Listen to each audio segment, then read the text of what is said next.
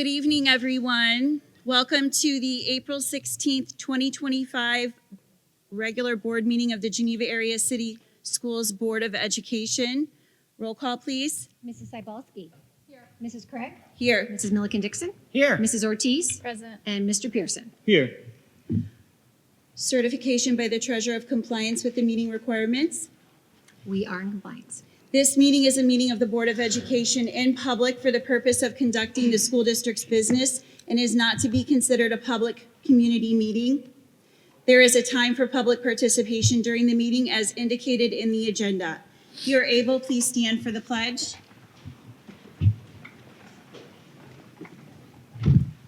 I pledge allegiance to the flag of the United States of America and to the republic for which it stands, one nation, under God, indivisible, with liberty and justice for all.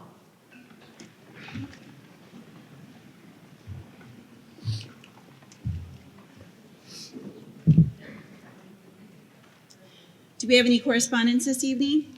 Nothing that won't be covered further into the meeting. Perfect. We're going to waive the reading and approval of the minutes. Report of the interim superintendent. Hold on. We have to vote on the minutes. Oh, I'm so sorry. Yes. I need a motion, please. So moved. Second. Roll call. Mrs. Cybulski. Yes. Mrs. Krieg. Yes. Mrs. Milliken Dixon. Yes. Mrs. Ortiz. Yes. And Mr. Pierson. Yes. Okay, now the report of the interim superintendent. Okay, so Mr. Riley had a family emergency at the end of the day, so I will kind of just fill you in on some of the items that he wanted to talk about. Just so you know, if you go on to the website, you might say, oh, it might look a little different. So his office is in the process of updating that. I think with some other individuals in the district. So the district page now has more direct access. Right now, there is employment tabs, there's district information, activities, final forms, community outreach, and then there are secondary with departments and building links. So if you click into a few of them, it might say under construction. So, we're getting there, but we're trying to make it a little more easier and to maneuver in the websites. Each of the schools still have their own pages. They will be updating those also as we get further on into the spring. Also rolling out from the superintendent's office is the AppleTrack. So that is now an online recruiting source. And so where all of our job postings will be, people will be able to apply for the jobs right electronically. We will put them both for internal and external job postings. And the onboarding packets will come from Mrs. Richmond out of the superintendent's office still.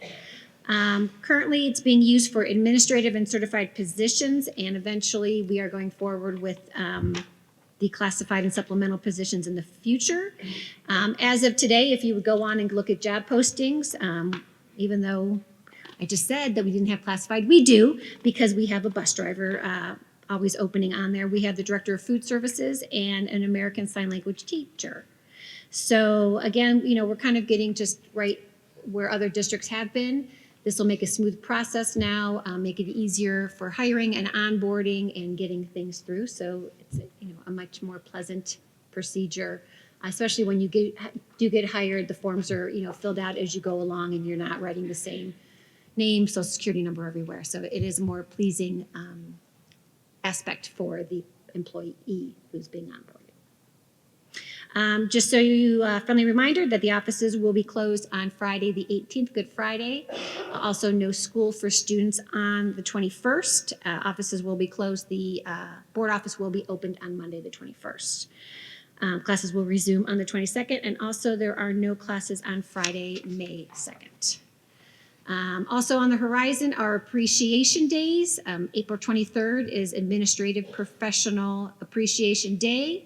May 1st, Principal Appreciation Day. May 2nd, School Lunch Hero Day.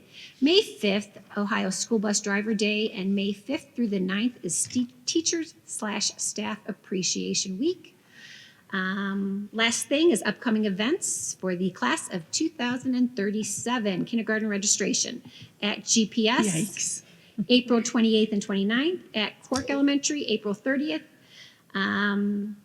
at Austinburg Elementary, May 1st. And last but not least, seniors, the class of 2025. Last day is May 23rd, and graduation is coming up on June 1st. Who do we have for administrator? So I think, who wants to go first? Not Mr. everybody King. at once.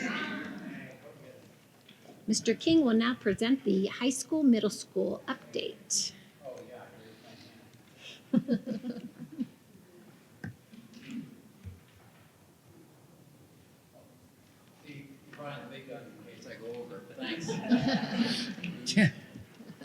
All right. I am here on behalf of the high school and the middle school. The middle school wanted me to go ahead and share about Miss Adams' 6th grade class. They got an amazing, wonderful box, and inside the box was their stories that they had personally written in their own words with their own pictures, and the topics included everything math. So they took, math at 6th grade can be a little challenging, maybe a little dry, but they put it into a children's story. And they went and then they had each of the stories published into books. They each received a copy of the book, and all of the books are going to be, there's going to be one set that's going to be at the middle school forever. So you can go in and check out their stories. It's pretty cool. Each of them are now published authors in the field of math. Pretty cool. Not I, 6th graders. From the high school, just real quick, as many of you know, the band took on the House of Mouse and marched down Main Street, USA. They had an amazing time. They had a great time.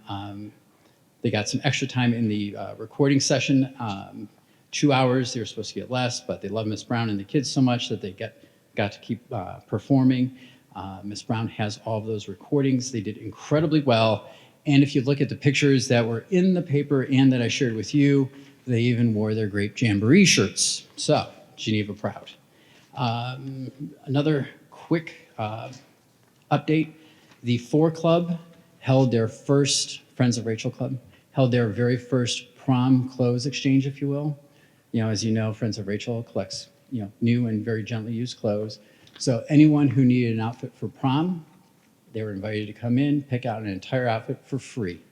And that is still there. That is still an opportunity up to the day of prom. But please understand that I will be the only one here on that day, and I can't help you pick anything up. It's just, here you go. It might fit. All right. And on the very last page of the board update are all the dates. We would love if you guys are able to come to any of them. I know there's a million of them. Just a couple that I will point out right quick.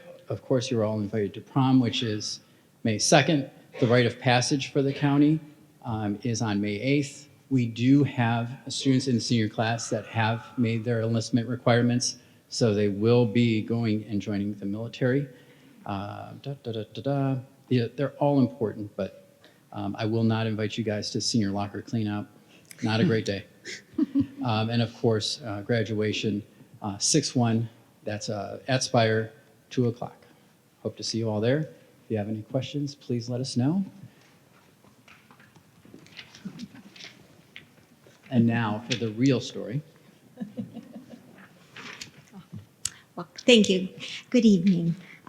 The elementary, in reporting for all 3 elementaries, we are very involved with our testing right now. It's a slow news month because it's testing, but our schedule, I think this week, we could agree that we do like the way we set up our testing schedule. It seems like it's not so drawn out, and we have a lot more time for our small group students to give them the attention that they need. So that's where we're at, but hopefully we'll be wrapping it up next week with science. You did mention kindergarten registration. We're getting ready for that, of course, trying to get the word out, make sure everybody knows that that is coming up. And then I do want to thank our high school, the PBIS committee, Mrs. Blevins and Mrs. Unsinger, for the Someone Special dances. We had a lot of kids attend, such a great night for them to go. Of course, I think I heard the boys were running around all over, which they like to do. But it's fun. They put a lot of work into that, and a lot of organization is involved. So we appreciate them doing that for us. And it gets all the kids together in the district, which is what's really special about it. So thank you to them. them. I can't thank them enough. That's a lot of work. Some things happening at Cork, some community events. We did have a coloring contest with the with the Trumbull, I'm always saying Harpersfield, sorry, Trumbull Volunteer Fire Department. And I'd like to say that Emily Nesbranco and Ainsley Ruck won. They won a $15 DQ gift card, and they get to spend the day over the summer, one day over the summer, doing firefighter activities. So I want to look forward to that.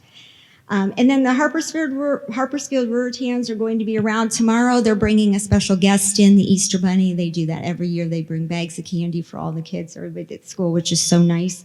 And then they're going to be bringing our trees next week. They've been doing the tree donation for over 30 years. It's been every year for that. So our bus drivers that are here, they're going to be bringing trees home. Sometimes I forget to tell them, and they get on the bus with these huge trees. So that doesn't always go over well, but I've learned. So again, we really thank our Rurotans for all they do. And our 5th graders are working on their Memorial Day essays. We're trying to get those done earlier because, again, they give out a monetary award. Then our last day assembly, they come and hand out to the winners, and what they won. So that's nice too. It gets the kids writing about the community and Memorial Day. And then our student council's been busy with the help of one of our parents, Mrs. Szymanski, and Mrs. Jackham, the student council advisor. They felt it was time to refresh our mission statement. I think it's been years and years and years and years since we wrote one. And so if everybody doesn't mind, I'd like to share what they came up with. This was several meetings. It took them time. She had a template for them, a lot of discussion. I sat in on a couple of them. It was very interesting to hear their comments. But our mission at Cork Elementary is to foster a safe and nurturing educational environment where students, teachers, staff, parents, and our principal collaborate to cultivate lifelong learners. We are committed to instilling values of kindness, respect. Hold on, I gotta turn the page. Okay, I can't.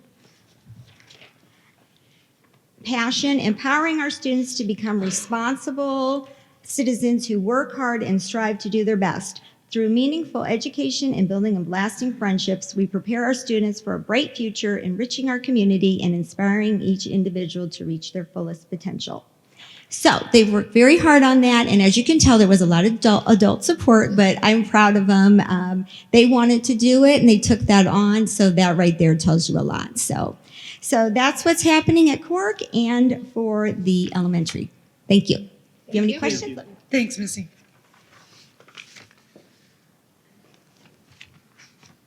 Good evening. First and foremost, I'm really excited. The state has put out the drafts of the new special education documents, and they finally have an IEP that's in the right order. So we'll see if it lasts that way. There's still a comment period and adjustments that need to be made. I went through each and every one of the documents, one line at a time, removals, additions, things that stayed the same. And for the most part, everything looked really good. I had a few comments that I'm going to share with the state from my perspective, but it's long overdue, much needed, and I'm excited about those changes. The other thing I want to mention is that April is Autism Awareness Month. And one thing in all of my years in education that I think is changing is that we're seeing people with disabilities more and more in mainstream media. So I watched Survivor, all 48 seasons I've watched. Now I don't get to watch them on the day they're on, and I have to watch it in little pieces, but I still watch. This season, there's a girl on there, 24-year-old Eva, who is a person with autism. And a couple weeks ago, it came to a head. She had confided in one other contestant who ended up not ending up on her team when they did a switch, that she did have autism and things that he could look for if she became overstimulated. They were doing one of their challenges for immunity. They had to use some maze and get a ball to the end and into a little slot. She was struggling beyond belief. She's crying, she's screaming, why can't I do this? She ended up getting it done. They got second place. They won the second place immunity, whatever. But she was still very overstimulated. She's screaming, she's crying. Her teammates didn't know. They all came rushing to her, and they're talking, touching her, talking. It's not helping. Joe, the member that she told, knew, and he's watching patiently. It's against the rules to go to another tribe. He watched and he watched and he watched. And finally, Jeff Probst said, Joe, do you want to go? So he did. She needed deep pressure. She needed a reminder to take those breaths. He was able to give that to her. And she, afterwards, found it in herself to share her story, that she was diagnosed when she was very young. Her parents were told by the doctor she would not amount to anything, that she would probably be institutionalized. She's not going to be a good learner. She's a PhD candidate. So she overcame. She had a strong family and a strong community behind her. I gave you some links to the video and to Jeff Probst's response to what happened on the show. I've watched it probably 20 times, and every time I get emotional because I think it's amazing. It's amazing that we've come that far. We have so much farther to go, but cool story, and I wanted to share that with you guys. Thank you. Thanks, Thank you. Kelly. Thank you.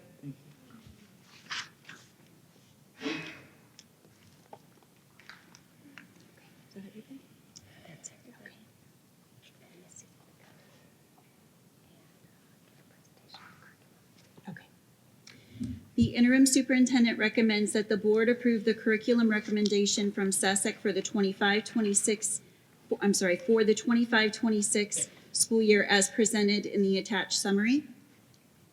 So moved. Second. Roll call. Do we want to, are you going Does she want to? to, do you want her to give a? Yeah, come on up. Just tell us a little bit about it, please. Reading committee. Yes, we formed a committee according to contract, and we went through all different series. We went through all of the ones that were recommended as core curriculum for reading, and it took a long time to do. Reading it's a more difficult curriculum to adopt. It's not just such, right or wrong teaching. There's some emotional to it and just different ways to teach. So we took our time and made sure that we had a presentation with everyone. So I feel like we did do our due diligence with that. We also have a rubric that was developed by SESEC last year, so we used that as well. And our teachers on the committee spent a lot of time. We had a lot of meetings. We had to meet after school because not enough subs to cover during the day. So they really put a lot of time and dedication into looking at our series. The one that came up for K-2 undoubtedly was Amplify CKLA. And they reached out to neighboring districts who were using it, teachers that they know. Mrs. Cinco was on top of it, looking up podcasts and having her social media contacts, getting information, because this is a lot of money that is being spent, and we want to make sure that it's going to be something that's effective for our students. And I think we did come up with that. 3 to 5, we were a little worried because Amplify CKLA is really involved in the skills level at the K-2, and then you're building on knowledge. It's knowledge building, background knowledge building, not on prior knowledge. It's more like creating that knowledge that the kids are learning through reading. And we were worried about if we adopted it going up to the upper grades, they missed all that foundation. So we were, doing a couple of different recommendations, but SESEC wanted us to just go full force. But when talking to our rep from Amplify, they do have a program, and it's in the quote, if he shared that with you, called Boost. And it's included, well, it's not included, it's in the quote, but really that is designed to catch up the upper grades so that they are somewhat getting caught up on what they miss K-2. Even first grades first grade might be okay, but second grade even, that's 2 years that they didn't have of it, because it really builds on each other. And the themes that they have, I think Mrs. Cinco shared those with you, the themes build throughout the years as well, am I correct? Mm-hmm. And then the other thing we liked that Mrs. Cinco came up with was that their Tier 2 intervention was foundations, and we have quite a few teachers trained in that and trained in Wilson, and we're seeing that that does work. So that was a nice companion right there. I thought that was excellent, using what we already have and then building upon that. So, Mrs. Cinco, do you have anything you want to add, or? No. If there are any questions. We were down to the wire because we had presentations, and then there was a couple of companies we wanted to have another presentation, so we were down to the wire with it. But we wanted to make sure that we were doing, the correct thing. It's going to be frustrating for the upper grades because, again, they haven't had the previous years, and you're starting off with a whole new series again. But the professional development coming along with it, I think, will help out. And I really was impressed with our rep. That was my question. Does this series come with professional development? Yes, it does. Yes. That's what we like to hear. Yeah. And Missy, the other thing, so when you posed that question to Amplify about the upper grades, was that a question that they get often? Were they expecting Yes, that they sort were. of And actually, feedback? some of our teachers at the second presentation were saying, if we roll this out, if we were thinking rolling it out, some of the teachers would still have wonders. How can you connect that? And the presenter had ideas and suggestions right off the bat, right during that presentation, which I think impressed all of us. So that was nice. And then that led to the conversation of this is what, and Sessic was concerned about that. So they asked me to go back and ask that question. And I did, and then that's what he came up with. So I think everybody was really thinking and trying to get the best, of what we can have. All kindergarten teachers unanimously wanted it. I mean, there's some supplements that they would like to go along with it as well. But I think it's not going to be easy for the upper grade teachers, but we'll make it work. I'm sure everybody will give their best effort, and yeah.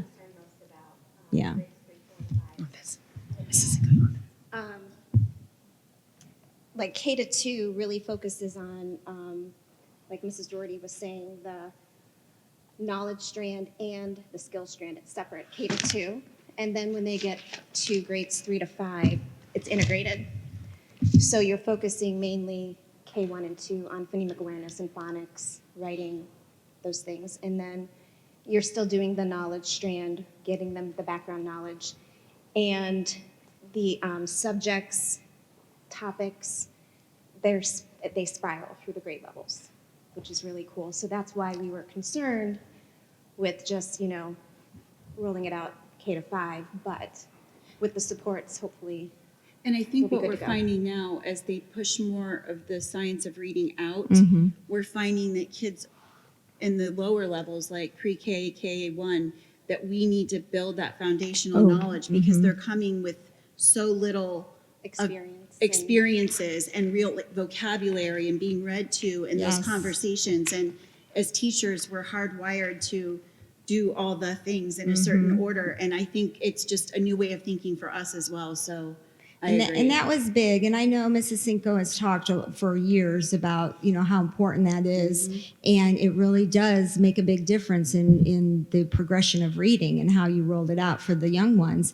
And then that's like when we were trained in Wilson, that was nice because some of the kids that just kept going on might not have had that foundation, but that Wilson's program then brought them up, and we're seeing great strides in that. So that did bring them somewhat up to where they're doing much better than they were. So I'm thrilled that there's PD with this. yeah. Oh yes. I'm That thrilled. was a Yeah. must. Yes. How are the quantities determined in the quote? I'm not real sure what. I give them the amount of teachers, and they're looking at intervention specialists and that, and then just an average of where we're at now, and then bumping those classes up to next year. We're not really going to know for sure exactly. Like kindergarten's going to be hard, but so I gave him kindergarten numbers for this year, and again, he's very workable. But the PD, there is an initial where it's a whole day, which I think we have in our calendar, a day for that. And then there's a coaching system that goes with it where they'll come out. Perfect. And then there is also virtual, and there's a lot of things in the programs. And there's, of course, the online component that everything's online that you can purchase. And I really liked in the upper grades, they really have a writing put in there. There's a writing notebook. There's a lot of concentration on writing, using that knowledge that you built with your stories and writing. And so it really does twist all the speaking, listening, writing, reading all together in their lessons. Do we have any other districts in the county that are using this series? Buckeye's using it. Excellent. PV's using it K-2. Lakeside. Is Lakeside using it? Are they taking it on this year, or do Yes. they already have a year I don't under know the that one. Just this year? Well, Yeah. I can only speak for Lakeside. Lakeside Yeah. just adopted it this year. Buckeye adopted, I think, last year. And they That did might say be- it was a struggle for 3 to 5, but they're getting through It might it. be good to Yeah. kind of link arms with them. And work out Kirtland some Hills kinks. as well, they're using it. So, and I've met their curriculum director in the past, and they know what they're doing. So I felt safe Yes, with good, that. good. And I felt safe with her information. Like she Yes. really went above and beyond to do some research and make sure that we were getting a product that was worth our while. I'm But excited for you guys. This is going to be awesome. Thank yeah. you. So, any other questions? Not a If you question, but a have- comment. oh, yeah. It's very nice to see the fact that there is a large amount of content that we're going to be covering. I mean, I'm looking at first grade and they're talking about American independence, the frontier explorers, and that's pretty cool because I think before we never really touched on that until third grade.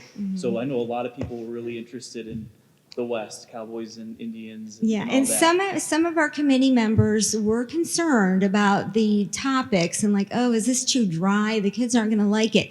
But then when we were going online and looking up stuff, many teachers were like, we were surprised. They really liked it. And it was inner city kids. It was everybody. So we're kind of hoping that that's the way it goes. But I think they are going to like it because they're introduced and then it keeps building each year somewhat, around that. Yeah. And then they'll learn more and more. And I think and then they have like in the upper grades, they also have in there like where the students were finally getting to where the students are creating their own lessons and they're doing their own things. So there's like an online component for that too, which they're going to be the explorers and go out and do what they need to do. So, Yeah.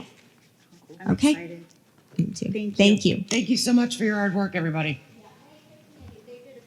Yeah. Ready for vote? Let's go. Mrs. Craig, Yes. Mrs. Milliken Dixon, Oh, we're voting. I apologize. Yes. Mrs. Ortiz, Yes. Mr. Pierson, Yes. and Mrs. Cybulski. Yes. The interim superintendent recommends approval of the enclosed resolution. A resolution adopting a memorandum of understanding with the Geneva Area Teachers Association regarding reduction in force. I need a motion, please. So moved.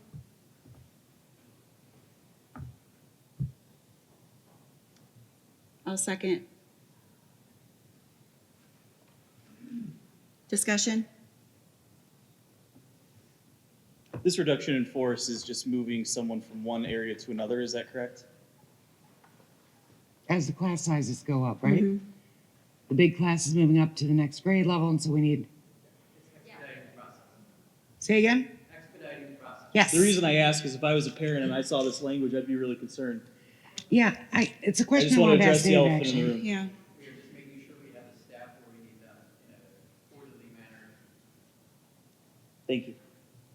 And this first resolution is for the, I just want to make sure, with the Teachers Association. So it's with GATA first, for an MOU for their contract. Any other discussion?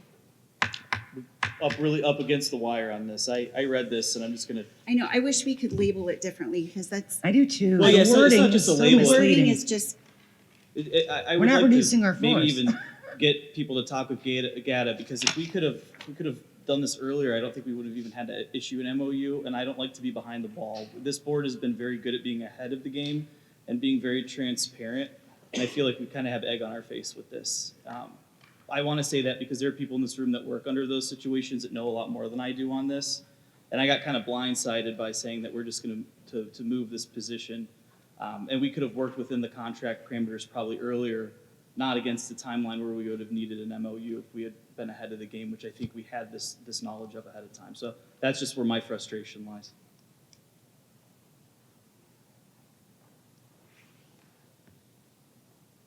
I think that's conversations we can have. All right, any other discussion? All right, take a vote. Mrs. Milliken Dixon? Yes. Mrs. Ortiz? Yes. Mr. Pierson? Yes. Mrs. Cybulski? Yes. And Mrs. Craig? Yes. The interim superintendent recommends approval of the enclosed resolution, a resolution authorizing and implementing a reduction in force. I need a motion, please. So moved. Second. Discussion? I'm sorry. So what's the difference with the first one and this one then? Just the, So the first one was for the teachers union, and the second one is in regards to the Ohio Revised Code. I'm looking at the whereas the interim superintendent recommends the board that it is consistent with the terms and conditions of the negotiated agreement, Ohio law, and the aforementioned MOU effectuate the RIF of one second grade teacher due to the decreased enrollment. I need this explained to me.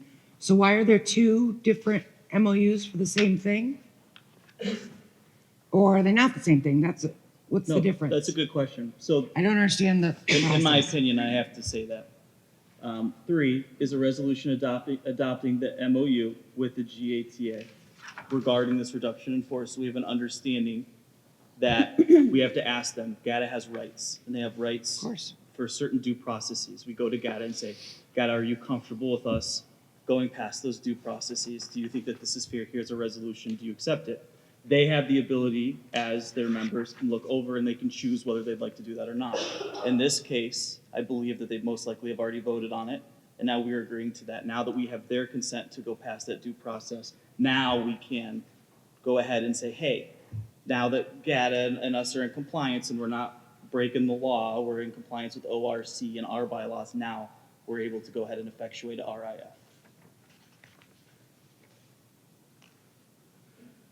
Mr. King, you have something to add? I was just going to say, very simply, number 3 was to adopt the MOU. Number 4 is down to implement. To implement. Oh, I just wish I would like to change the language. I understand all those pieces and parts of it, but when people see the words RIF, they get a little panicky, and that's not really what, nobody's losing a job or a position. It's, the way I've always explained it is that you're guaranteed a job, not a position. So when you have, staff and you have to move teachers according to enrollment. So that's kind of how when somebody asks me about it, that's what if you have a third grade class that's excessively large and you need to have that teacher then move with the size of the class, that's what happens. But, that's a conversation we can have. yeah, it's just a misnomer. Yeah, I think it's- it's confusing. There are no frustrations lied with anyone. My fear is we have people in Harpersfield and Austinburg that are gearing up to get ready for harvest and planting seasons. And they're getting everything ready, and then they find out that a second grade teacher is gone. What does that mean for them? What does it mean for their transport? And then I have them calling Missy. It's just nice to be out in front of that ahead of time. Any other discussion? All right. Mrs. Ortiz. Yes. Mr. Pierson. Yes. Mrs. Cybulski. Yes. Mrs. Krieg. Yes. And Mrs. Milliken Dixon. Yes. The interim superintendent recommends approval for Geneva High School choir students to travel to New York City, March 26th through the 29th of 2026. So moved. Second. Discussion? Thank you, Mrs. Mather. Exciting. This is an outstanding opportunity for our students, and I thank you.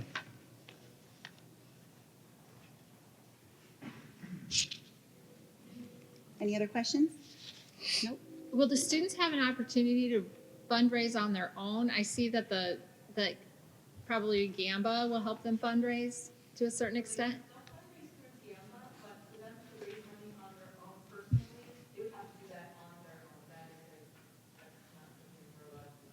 Right, okay.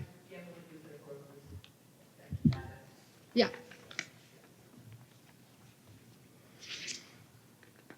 Okay. Any other discussion? All right. Mr. Pierson. Yes. Mrs. Cybulski. Yes. Mrs. Krieg. Yes. Mrs. Milliken Dixon. Yes. And Mrs. Ortiz. Yes. Thank you. The interim superintendent recommends the following new revised policies for board adoption. So moved. Second.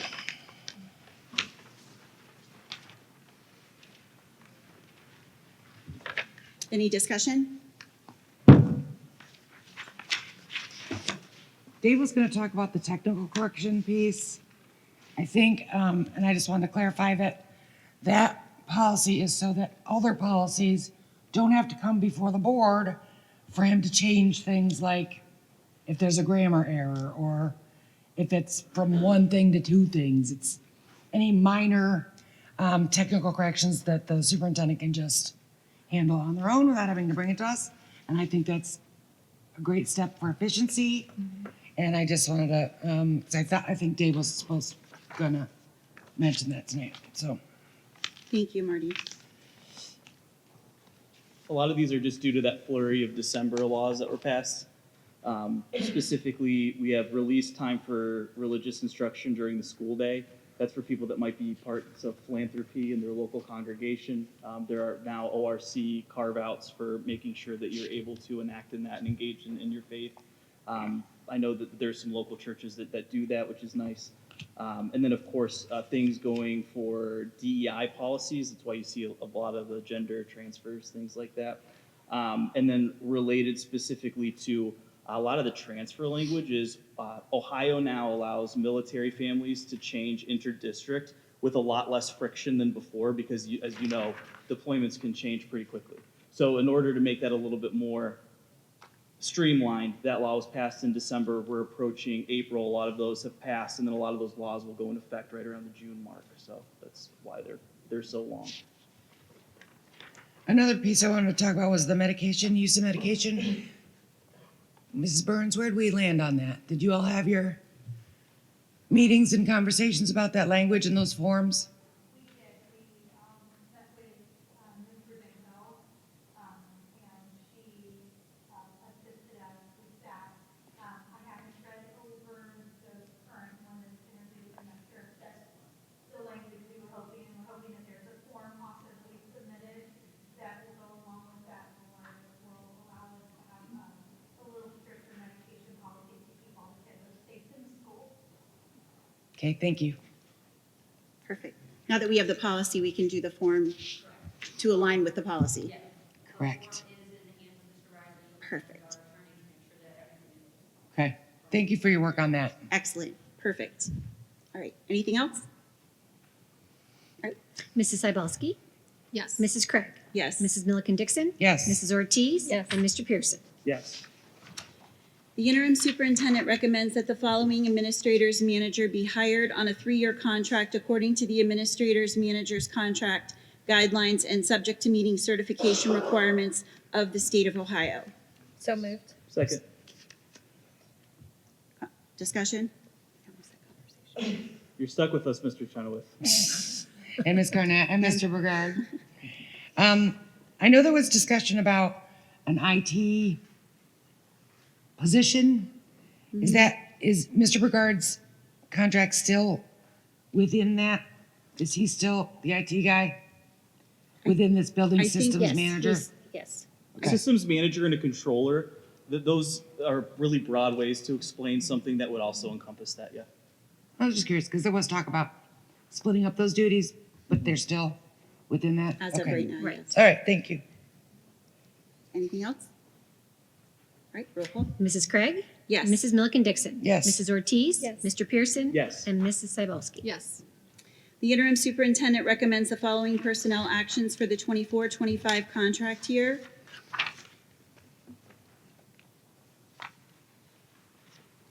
Should I read part A? So moved.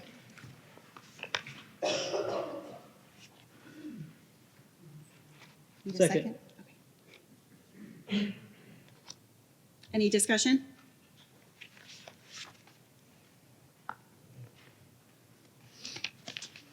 Is there any movement on getting a boys basketball coach? I think Have we're we waiting posted it for yet? the board approval of the resignation We're waiting on a posting, right? before you can post it, correct? Okay. Yes. All right, roll call. Mrs. Milliken Dixon. Yes. Mrs. Ortiz. Yes. Mr. Pierson. Yes. Mrs. Cybulski. Yes. And Mrs. Krieg. Yes. The interim superintendent recommends the following personnel actions for the 25-26 school year. So moved. Second. Any discussion? These are the standard non-renewal. Correct. Yes, anything, retire, rehire, and our federal funds, individuals, and then any long-term sub, correct?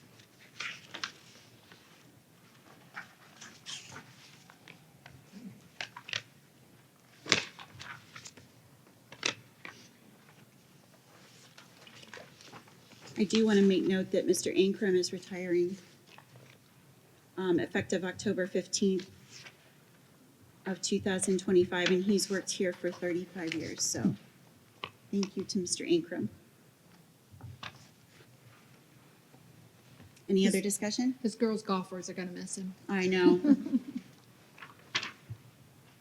I had him when I was in school here. Thought I'd throw that little tidbit in. All right, any other discussion? All right, roll call, please. Mrs. Ortiz? Yes. Mr. Pierson? Yes. Mrs. Cybulski? Yes. Mrs. Krieg? Yes. And Mrs. Milliken Dixon? Yes. The board will now engage in a conversation regarding a resolution authorizing the appointment of a superintendent and the approval of an employment contract for the superintendent. I need a motion, please. So moved. Second. Discussion?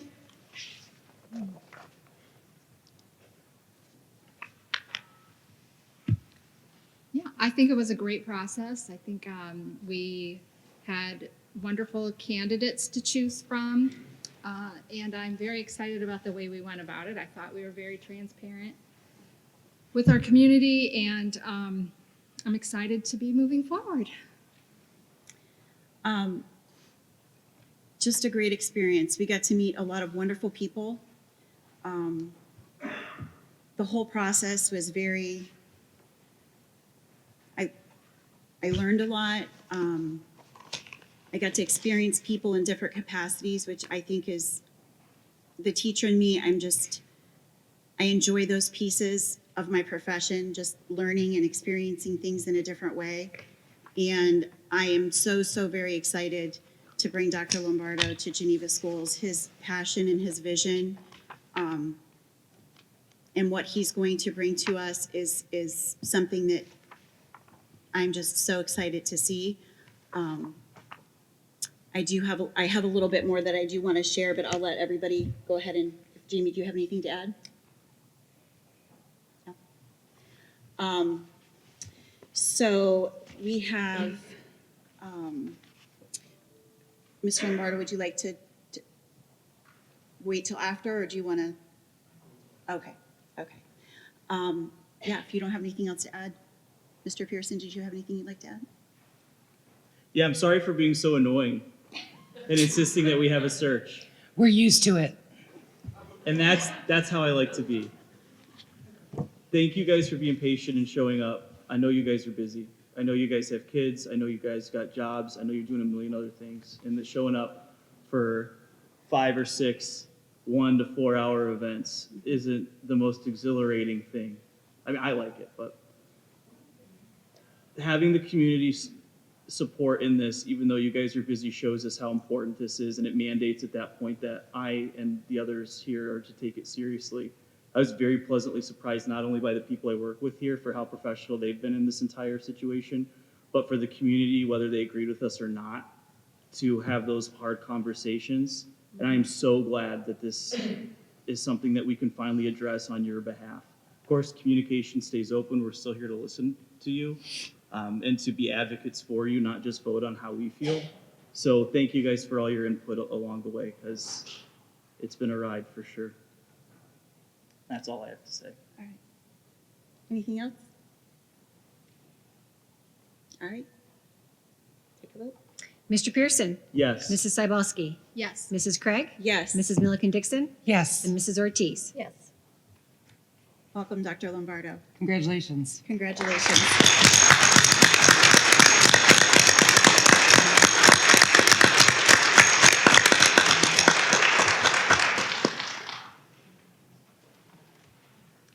Well, thank you so much. If it's okay, my brother-in-law, Chief Scott Meyer for the Euclid Police Department, want to say a couple words? Absolutely. Okay.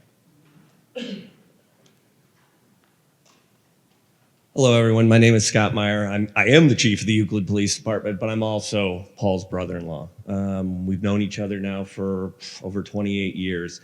And I can first tell you that he is an amazing father, an amazing husband, and he's an amazing brother-in-law. I know a little something about public service, having been with Euclid now for almost 30 years, 9 as the chief. But I learned from my parents, who are both public servants, it's an honor and a privilege to be a public servant. it's a calling. If you don't have a passion for it, you're not going to be successful. I know that Paul cares about the communities he serves. I know that he cares deeply about the children too. I have to say too that I'm incredibly impressed with this community. I'm from a larger community, and it's hard to get folks to a lot of times show up unless there's controversy or something major happens. So this is really, you probably see me on Channel 8. So I am. I mean, I was, when I walked in, I was amazed, and you had commented on your community. This is obviously an amazing community. I'm from a family of, again, public servants, not police officers. They're mostly educators. They're mostly public school teachers. So, you know, I'm excited about this. I know that Paul has all the skills necessary. You know, he knows when to find common ground, when to find consensus. He knows when, you know, you have to take a harder line. He knows how to build that kind of, you know, that trust and that community in an environment where you can work together. So I'm telling you, you guys made an amazing choice. I'm super proud.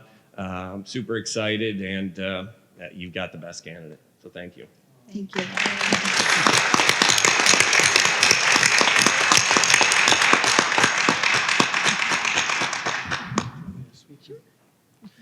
All right, well, this is really exciting, so I'm going to try to make it through this, okay? Good evening, President Krieg, Treasurer McDermott, board members, staff, family, and Geneva community members. I wanted to start by thanking my family and friends and educators, many of whom are attended here tonight, and they're sitting here, and I'm so proud that they showed up, and I really appreciate them. I'm blessed to have a support system not only at home, but also with those whom I spend time. I need them to know that I would not be standing here tonight if it weren't for the extra time they took with me, guiding me, believing in me, encouraging me, catching me when I fell, and holding me when I needed it. I want to give a special thanks to my wife, Sarah, who's right here, Sarah, and my children, Jack, who's over there, and Maria. My son, Daniel, is at The Ohio State University. He's a freshman there, finishing up his finals. I love you all so very much. It is an honor to stand before you as the newly appointed Superintendent of Geneva Area City Schools. I extend my sincere gratitude to the Board of Education for your trust and support, and to all those who have made my family and me feel so welcome. Throughout my career, I worked to embody servant leadership, believing that true leadership is grounded in humility, service, and a focus on others. I have learned that when invest in relationships, when we listen intentionally, and when we act with transparency, we build communities where everyone can thrive. As I begin my tenure, my leadership will be anchored by several commitments. One, building strong relationships with students, staff, parents, board members, and the community. Transparency and clear communication in all that we do. Listening and learning deeply to those closest to the work, especially our students. Being present, engaged, and accessible, both in celebrations and challenges. And elevating student voice, which is so important to me, ensuring our students' perspectives inform our decisions and our vision for the future. Our collective success will come with working together, always keeping our students at the center. I am committed to honoring Geneva's proud traditions, that's very important to me, while partnering with you to reach even greater heights. Tonight is just the beginning. In the months ahead, I look forward to visiting classrooms, meeting with teachers, families, attending community events, and working side by side with all of you to make Geneva Area City Schools the very best it can be. I really thank you for this opportunity to serve. I'm excited to begin this journey, and I'm proud to now be part of the Geneva family. So thank you so much. Thank you. Thank you.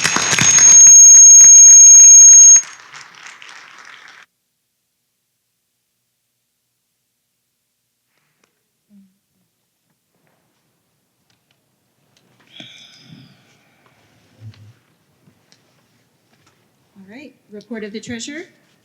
Good evening. I do apologize. I did not let you know that the report was available in your drive, but March's financial report is there.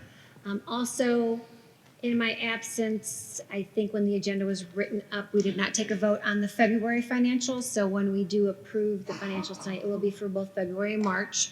In reading the financials, just so you know, on the first page, it does say that our revenues were down for the month as compared to last year. Just know that that is a timing issue on our tax, our final tax settlement. We did receive it April 3rd, I think. It would have made my life a lot easier if they would have just given it to us a few days earlier, but county's not that giving. So again, financially, we are right on track with the 5-year forecast. Next month may be a little different. Next month in May is the updated forecast for the year. I'm sure as you've heard on the news, it is a ever-changing game on our state funding, our state budget. So what went through today after the 2-week break might not be what is going through tomorrow. So again, we are keeping on top of it in my office just to see, where we're going with this. There's talks about, capping our carryover balance to 30% of our expenditures from the previous year. There's talk about capping the 20 mil floor. So there are a lot of changes coming. And so again, we are going to be working through that and going forward. So even though, May's forecast will have some updated information, if the budget is not passed, it may change. And I think that's going to be like that, obviously, for every district out there. The good news is that once we do get the updated information, we can submit another forecast, in between the times of the required May and November. So, we will keep tweaking it as we go along. But as of right now, again, it looks like we're pretty much on schedule. Again, even the expenditures are a little skewed if you looked at the expenditures versus last year because the 3-pay month was in March last year and it wasn't this year. Shelley, I'm sorry, what's the title of it? I can't find it.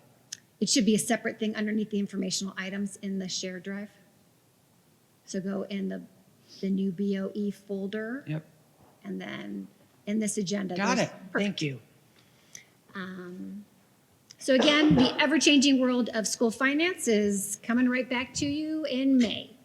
And we will keep you posted and updated and, making our final expenditures for the last 2 months of the year. Thanks, Shelley. I guess we should take a motion in a second first, sorry. Excuse Need a me. motion, please? So moved. Second.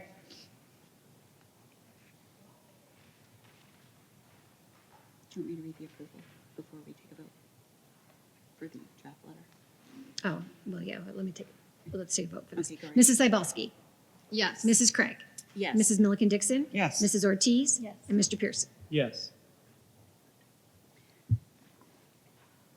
I can do it. Go right ahead. So next item is approval of the treasurer to draft a letter of support for Mr. and Mrs. Molina's variance application for a deck that would be built between them and the bus garage. Need a motion in a second, please. Moved.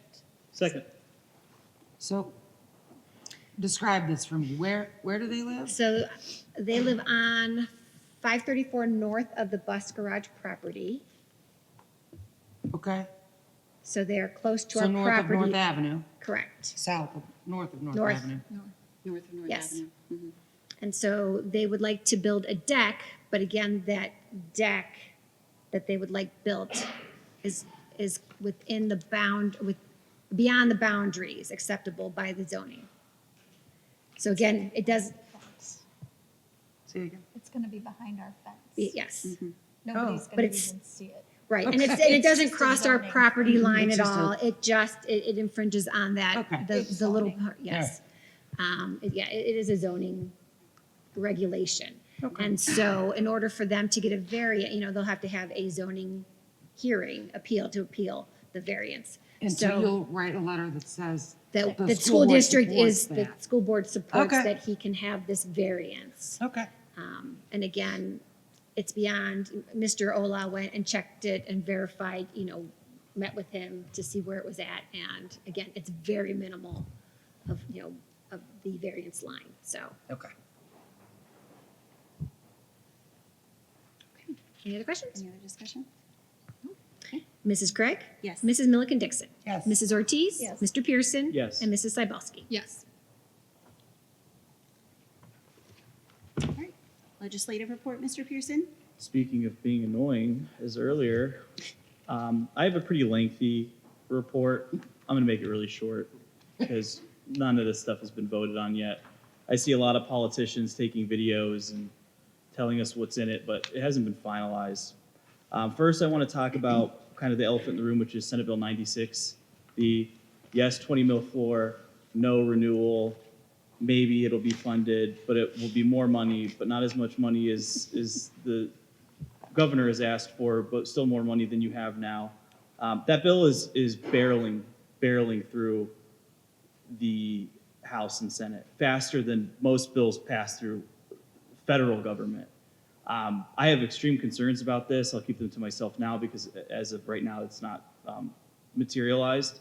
I will say I'm really disappointed that years and years of work from our delegations and a bipartisan, good Republican gentleman and a good Democratic gentleman worked tirelessly to make a formula funding that we had worked on for over 5 years, maybe even closer to a decade behind the scenes, and that our government officials who were elected saw fit to not just throw a wrench in it, but start it all from scratch, undoing that bipartisan support, and now school funding is up in the air with parents, teachers, administration, and the whole nine not understanding what the implications may be. Also not getting answers from our elected officials in both the 65th and the 99th districts, which both oversee the school district.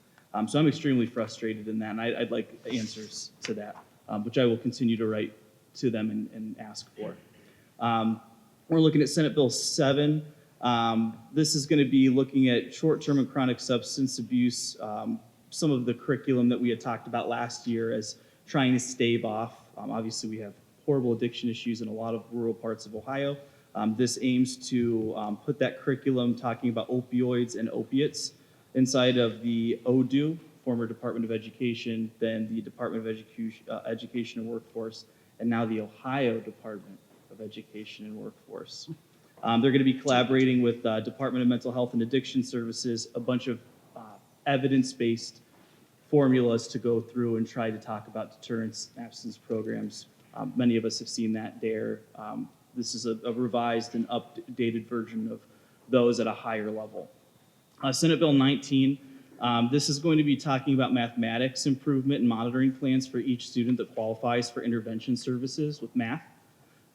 Beginning with the 25-26 school year, this is going to require each district to develop mathematics achievement improvement plans if 51% or less of the district school students who took the third grade math achievement assessment attained at least a proficient score on the assessment. That's a pretty big lift. And with curriculum guidelines coming down for the science of reading, I'm going to be watching this very closely because this is another one of those bills where I wonder how many teachers or parents were in the room. 51% at its current weight across the state would mean a very hefty majority of the state probably would not be in compliance with this. I would imagine we'll see that part of it change. Senate Bill 34, this is going to be talking about historical educational documents to display in each social studies or history classroom. That's grades 4 to 12, and these components are the Mayflower Compact, Declaration of Independence, the mottos of the United States and Ohio, the 10 Commandments, the Magna Carta, which is an extremely interesting choice, the Bill of Rights, the U.S. Constitution, and the Articles of Confederation. I have a lot of problems with that for the preservation of the Union as well as the boys who died from the 51st Infantry. I don't think that in the school district we should be displaying the Articles of Confederation. We won for the preservation of the Union, and many people's families and ancestors in this area died. I think it was an extremely poor taste that anyone would put this in a bill, and that's just a heavily held conviction that I have, I guess. Other than that, we have a bunch of ODU language talking about how to close schools. Basically, a bunch of schools weren't in compliance with state law, but they can't close them because they don't have anywhere else to put the kids, so they're going to change the language in order for them not to close the schools, to keep them operating even though they're not in compliance with the guidelines by changing the guidelines. That won't affect us, but it will affect some of the progress components on our state report cards. Those are reported to us by the administrators in the beginning. The Ohio Department of Education and Workforce We'll talk about improvement plans, and if those criteria aren't met, they will need to close the school, contract with a few of the ODU aggregates in order to come up with a plan as to why they should not close. They will need to replace the principal and a majority of licensed school staff, though this option only prevails over conflicting collective bargaining agreements or employment contracts entered into after the bill's effective date. Work with ODU for approved external service providers with expertise in school improvement. In the case of school building operated by a school district, they will consolidate the school district in control of the school building into another school district. If a district does so, SBOE must approve any resulting territory transfer.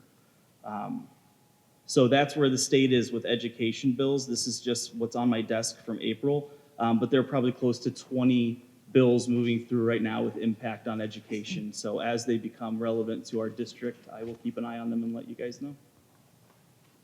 That's it. Thanks, Brock. Thank you, Brock. ATEC report? So our meeting is on Monday. Signing night was April 10th. Senior awards ceremony is May 23rd. The last day for sophomores and juniors will be June 3rd. And there were several students that competed at Skills USA, and the chapter display they're bringing for the board to see on Monday morning because they took the prize. So Nice, very good.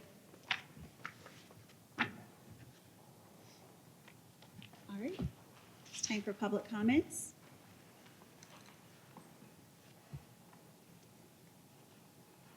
If anyone has any comments, they're welcome to come up, state your name and address.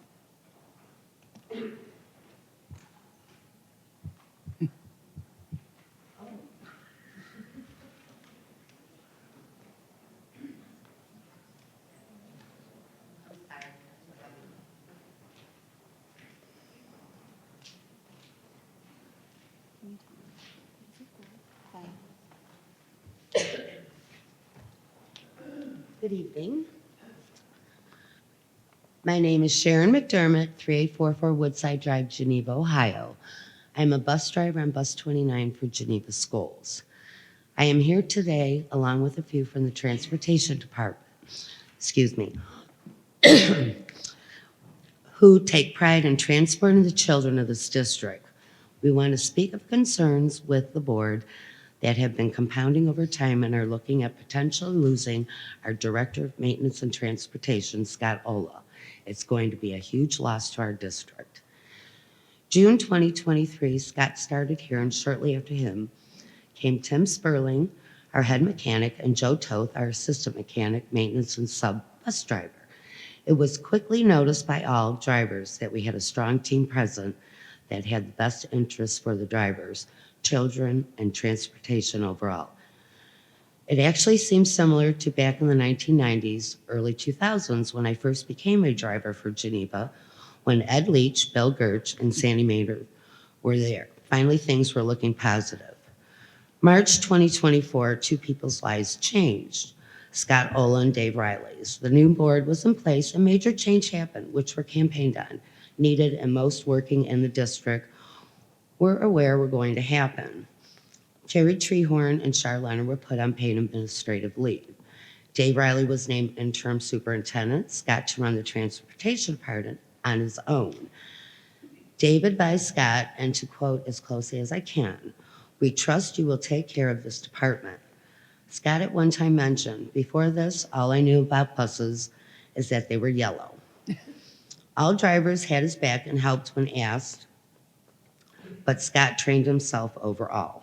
Things were going good, and I'm sure it was noticed because as months passed, Scott was given more and more work to do while having no other person in that office of bus route supervisor that was needed.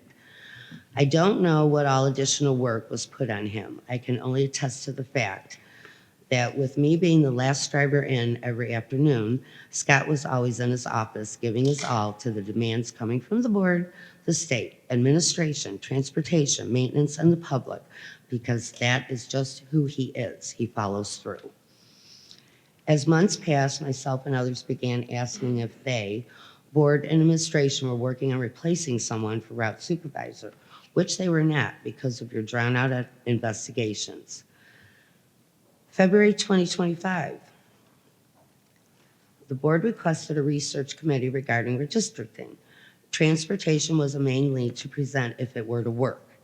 After the evening of the first meeting, Scott came to my bus and asked my thoughts on it. I told him, I want to know when someone made you assistant superintendent for all that is being asked for you to do from the meeting. He spent many late nights away from his family to comply with the request from the board. Additional meetings with Dave Riley, working with him only to prove and thought of indefinitely tabling redistricting. During this time, I purchased a Gazette newspaper and came to an article about Geneva bidding farewell to a valued employee. And the comment was made in, wait a minute, hold on. In the article, a comment was made by board member Brock Pierson about a secretary, a position Scott lobbied for and got approval and hired. But she was leaving and pursuing another career after being in the position for 6 months.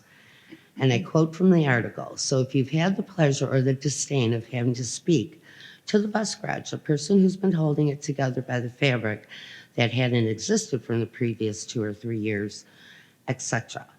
I will stop there because all I have to say about this is the secretary is a needed position, but that was not what held it together.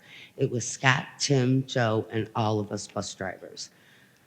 We felt this was very insulting to all of us and disrespectful and the start of where we are now with Scott departing. The final straw came at the candidate night. A select few were invited to with the 4 superintendent candidates. The question started with transportation as a subject. And from what I gathered, the question asked by Michele Krieg was along the lines of, pardon me? You have 30 seconds. Pat, 30 seconds, get up here. I will stop, wait. There's more than that. I'd like to finish if I'm able, otherwise she's gonna yield her time back to me. Where was I? Oh, gathered the question asked by Michele Krieg was along the lines of, if you have a kindergartner who didn't want to go to school because they didn't know if there was a bus. Your time is up. She might as well continue what I'm going to continue saying. My understanding is you have 5 minutes. and Well, we your also 5 understand minutes that is you also sometimes grant, or she can yield her time. Typically, Not if this session via Robert's rules is done, then we can vote to extend time. But right now, the time isn't up. I don't have a problem with yielding. That's okay, because I'm okay with having that conversation, but I mean, I don't think that we it's don't have the nothing ability. harmful. We don't have the ability to like interrupt this and then, because we'd be taking your time away, and then vote on an extension right now realistically. I mean, if you want to yield your time, I don't think we have a rule that forbids that. Yield my time to when? At the No, end of I'm when going to we- yield my time so you Right. can finish talking. Okay. So Will you let can me- have another 5 minutes, right? I might have Is 2 that okay to minutes, do? 2.5. That's it. There's not much left. I won't tell on you. So you're gonna let me speak? Yeah. Oh, thank you. Okay, where was I? Kindergartner who didn't want to go to school because they didn't know if there was a bus coming or what time or who the driver was, etc. You get the picture. Basically, it was another insult and disrespect to Scott, who was one of the first people to arrive every morning and last to leave, and more importantly, all of his drivers are mechanics who love and work hard transporting the kids. So it should have even been a much different question than was asked. We work very hard, take pride in our jobs, and are understaffed, but we do everything we can to make sure we get the kids to and from school safely as best we can. All of our, wait a minute, I'm so dry right now. It's like, dance through my water. Where was I? All of our buses pass inspections and are safe and taken care of. We've gotten many new buses in case you didn't realize, Michele. I'm aware, thank you. Okay. Also regarding the candidates night, it is my suggestion to the board with regards to a campaign promise. I really feel transparent needs to be front and center, and I heard you say that as you've spoken. But the problem is, when it came to the superintendent choice, the parents and the voting base, they endured the issues with previous superintendents. I would have liked to have gotten an invite for it. There was a lot of tax dollars given to Ms. Treehorn with her departure and should not be viewed as a win. My one vote counts as well when it comes to getting a levy passed, just as much as everyone else. And another thought, why have, and which is no longer really relevant, but I do want to say this, in my view, why, after having an out-of-district choice last time and a few others, when things did not go well, would it not be a better, stronger choice to go within the district to someone who knows the community and who has proven they're capable? Why wouldn't that be a better handling for the district? Because honestly, real quickly, I've talked to parents, they had no clue. I had no clue, and I'm with him, but I'm, doing my thing. They had no clue, which was unfortunate, I felt, and I felt like I had to speak this. Your moral character, I feel, is in question by the disrespect shown mainly to Scott Olaf for all he has done for this district and to the transportation department for doing whatever it takes to be sure the children are transported safely. It amazes me how judgment can be passed when honestly, none of you knows what transportation does or requires. Brock came to the department one time for about 20 minutes over a year ago.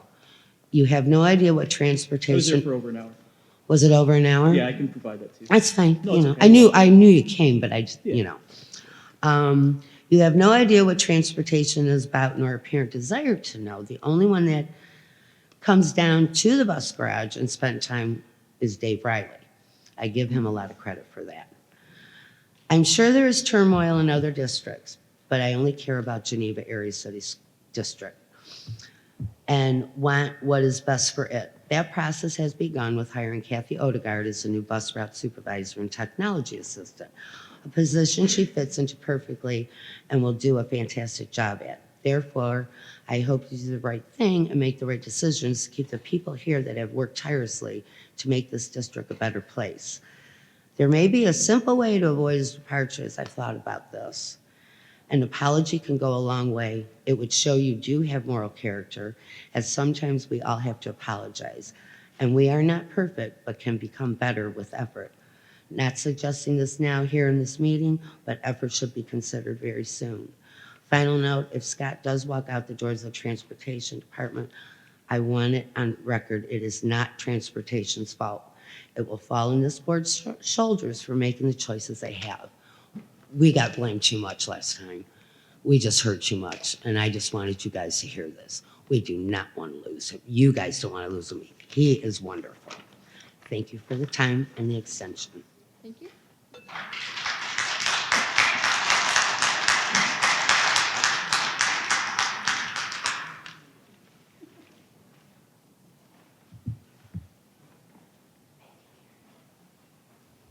Anyone else like to speak?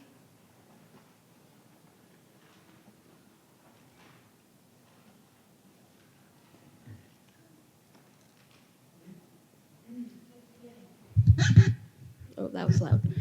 Hi, my name is Cam Dungan. I live at 151 Elm Street, Geneva, Ohio. I was not planning on speaking tonight, but I first thank you for sharing that the autism awareness thing. A lot of people don't get the support that they need, so thank you for sharing that. Now, I wanted to talk about, I don't know if you guys talked about it at the last board meeting. I was supposed to go to that one, but I didn't because it was very long. I was looking at the agenda and I saw policy 7421. That is, if you don't know, that is the restrooms, locker rooms, shower rooms, changing rooms thing for Ohio. That would affect me. It would affect so many people at the school and so many people around the school, around the area. I just need to know and want to know your stance on it. And I don't know if you talked about it at the last board meeting, or you guys, sorry, I'm saying guys a lot. You breezed past it in this one as well. I don't know if that's because it's a new policy and you don't really have to talk about it, but seeing you guys breeze past it and not acknowledge it at all, really hurtful. And I don't know if you can't physically talk about it, but just seeing it and being like, it's not okay. So the way that policies work is that they have to be read so many times in an open meeting before we can approve them. Okay. And then apply them to our district. Okay. So Neola is who handles our board policy. So in order for those changes to be adopted by our board, they have to be on our public agenda 3 times for us. Okay. So it's presented. So it's not us passing them by. Okay. So as a board, we get those updates sent to us in our drive, and then we read through them. So for example, the spring updates for Neola there's 86 pages worth. Okay. So as board members, we get those shared with us, and then we go through and read the changes. They typically highlight the changes and they strike through what's going away, and then they highlight what's new. Okay. So after we go through and read all of those, then we vote on them. So it's not us skipping through them. Okay. So what I would ask you to do is I would ask you to email us your concerns. I definitely will. Okay. I definitely will. So not that I'm not trying to pass it by, but I don't want you to be put in a position where you have to stand here at the microphone during public speaking and share all your concerns. I want to hear your concerns. Okay. But I think it would be a better approach for you to summarize it in an email. And if you don't want to share it with all of us, that's fine. If you want to just send it to me, or you don't want to send it to me and you want to send it to somebody else, that's fine. But let us know what they are, and then I can go through that policy or whomever you decide to send it to, and I can help itemize the areas that you're concerned about, okay? Okay. So please know that we're not skimming over it. Okay. That's kind of how it rolls out, and that's how we address it. Okay. And I'm not trying to take up your time. No, it's If fine. you want to talk more, you can. No, it's fine. Okay. Mr. King, you have something you want to say? I'm just going to jump in. I apologize. Basically, all this policy says is that when we have a sporting event, we're going to label the restrooms for the teams where they're supposed to change. Okay. Good. It doesn't do anything with the school day, doesn't do anything like that. This is to make sure that those lakeside people go where they're supposed to go. Okay, good. As it should. Geneva people go where they're supposed to go. Okay. Because we want lakeside. Okay. As it should. But feel free to email if you would like a Okay. little bit more depth into that. We're happy to do that. Okay. Thank you. You're And do you welcome. know where to find the policies, Ms. Duncan? Yes. Do you know where Okay. to find them on our website? Yep. It's And I much ha- easier now, And what's so you can read it yourself. And what's your graduation year? 26. Okay, so I've got your name and your graduation year, so I can send you the link to the policies. If I don't hear from you in a little bit, I'll send it your way. Okay. You'll probably hear from me tomorrow. Okay, perfect. So. All right. Thank you. All right. Anyone else for public comment? All right, board member comments? So I have a favor to ask. I need a scavenger hunt done because Mr. King and I have looked everywhere. So in 2019, December, Christmas break of 2019, the group that I founded with Margie Netzel and Michele Williams, Geneva Parents for School Safety, we had raised $82,000 and got door barricades installed for each of our classroom doors. For if there is an emergency that we need to have a lockdown, it's a very simple thing, a very simple machine, and you can be secure in the classroom that you're in. So then, March of 2020, all the schools got shut down because of the plague. So the plan was to install them, and then we had promised everyone who donated above a certain dollar amount that they could have a nameplate on a door at the school of their choosing that says, for example, Milliken Dixon family sponsored this door. And I did give myself one because, I did the heavy lifting. So now So they're all in the elementary schools and the middle school, and they're up and they're beautiful, and we're so grateful to the school staff that helped us do that. The issue is we cannot find the high school ones. The door plates that were supposed to be placed here in the high school are missing. So I wanted to bring this out to the public and just say, please help me look for these. If anyone knows anything about where these went, because otherwise I'm going to have to take the entire list and go through each school. I mean, I'll make Michael do it. Go through each school. No, I'll do it. And say, okay, the Ortiz one is here, check. The Milliken one is here, check. And I don't want to have to do all that because I do have a job and I am on the board and I'm a busy lady. So if anybody knows, and so please spread the word, look for these door nameplates. They're gold and they have someone's name on it that says, thank you for donating to the school barricades.